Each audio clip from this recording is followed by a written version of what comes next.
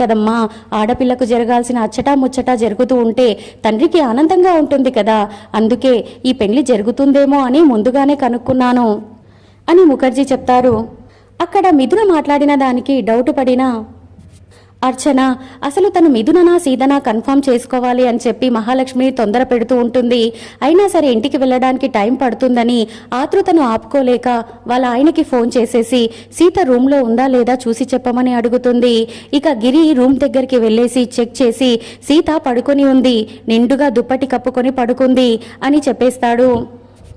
అది విన్న అర్చన షాక్ అయిపోతూ ఉంటే, మనం రాత్రి పాలల్లో మందు కలిపి ఇచ్చాం కదా, ఆ మత్తుకు ఇంకా తనకి మేల్కో వచ్చి ఉండదు, అందుకే తను ఇంకా పడుకొని ఉంటుంది.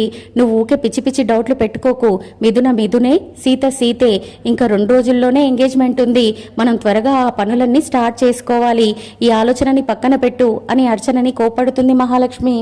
ఇక ఇంటికి వచ్చిన మహాలక్ష్మి వాళ్ళు మిథున నిశ్చితార్థానికి ఒప్పుకోవడం, డేట్ ఫిక్స్ కావడం అంతా కూడా జనావాళ్ళకి చెప్తారు. ఆ విషయం విన్న గౌతమ్ మాత్రం చాలా కేరింతలు కొడుతూ ఉత్సాహంగా ఊగుతూ ఉంటాడు. అప్పుడే రామ్ అక్కడికి రావడంతో రామ్ని హగ్ చేసుకొని ఊపుతూ మిథునతో నా పెండ్లి బ్రో, మిథునతో నా పెండ్లి బ్రో అని కేకలు వేస్తూ ఉంటాడు. రామ్ మాత్రం విసుగ్గా, ఏ వదులు, నువ్వు మిథునను పెళ్లి చేసుకుంటావో ఇంకేమైనా చేసుకుంటావో అది నీ ఇష్టం, నాకెందుకు చెప్తున్నావు అని కోపంగా గౌతమ్ని తోసేసి, పిన్ని ఇక సీత ఈ ఇంట్లో ఉండడానికి వీల్లేదు అని ఖచ్చితంగా తేల్చేసి చెప్తాడు. అప్పుడే అక్కడికి వచ్చిన చలపతి, ఏం మాట్లాడుతున్నావు రామ్, సీతను పంపించడం ఏంటి అని బాధగా అడుగుతూ ఉంటే, రాత్రి నన్ను చాలా ఇబ్బంది పెట్టేసింది మామయ్య, అసలు తన ప్రవర్తన ఏంటో నాకు అస్సలు నచ్చలేదు అని రామ్ అంటుండగానే సీత అక్కడికి వస్తుంది.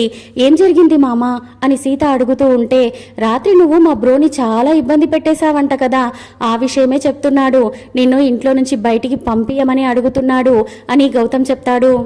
ఇక నెక్స్ట్ డే ప్రోమోలో సీత, ఎందుకు మామ అలా మాట్లాడుతున్నావు, నన్ను ఇంట్లో నుంచి వెళ్ళిపోమని చెప్తున్నావా అని బాధగా అడుగుతూ ఉంటే, నేనేం కొత్త విషయం చెప్పడం లేదు సీత, నువ్వు నాతో అన్న మాటనే నేను నీకు తిరిగి చెప్తున్నాను, నువ్వు నిర్దోషిగా నిరూపించుకునేంత వరకు ఈ ఇంటికి రాను అని నాతో తేల్చి చెప్పావు కదా, ఇప్పుడు నేను కూడా అదే అంటున్నాను, నీకు మా పిన్ని హత్య కేసులో ఎటువంటి సంబంధం లేదు అని నువ్వు నిర్ధారణ చేసుకున్న తర్వాతే మా ఇంటికి తిరిగిరా సీత అని రామ్ అనగానే సీత కూడా బాధపడుతూ, సరే మామ, నువ్వన్న మాట ప్రకారమే చేస్తాను, నేను నిర్దోషిని అని ప్రూవ్ చేసుకున్న తర్వాతే మళ్ళీ తిరిగి ఈ ఇంట్లో అడుగు పెడతాను, నీ సీతగా నేను మళ్ళీ నీకు అప్పుడే కనబడతాను, వెళ్ళొస్తాను మామ అని అంటూ సూట్ కేసు పట్టుకొని సీత బయటికి వెళ్ళిపోతుంది. మరి ఎంగేజ్మెంట్ ద్వారా సీత గౌతమ్తో నిజాలు ఎలా రాబట్టనుంది తెలుసుకోవాలి అనుకుంటే నా ఛానల్ని సబ్స్క్రైబ్ చేసుకొని ఒక లైక్ ఇవ్వడం మర్చిపోకండి ఫ్రెండ్స్. Bye bye.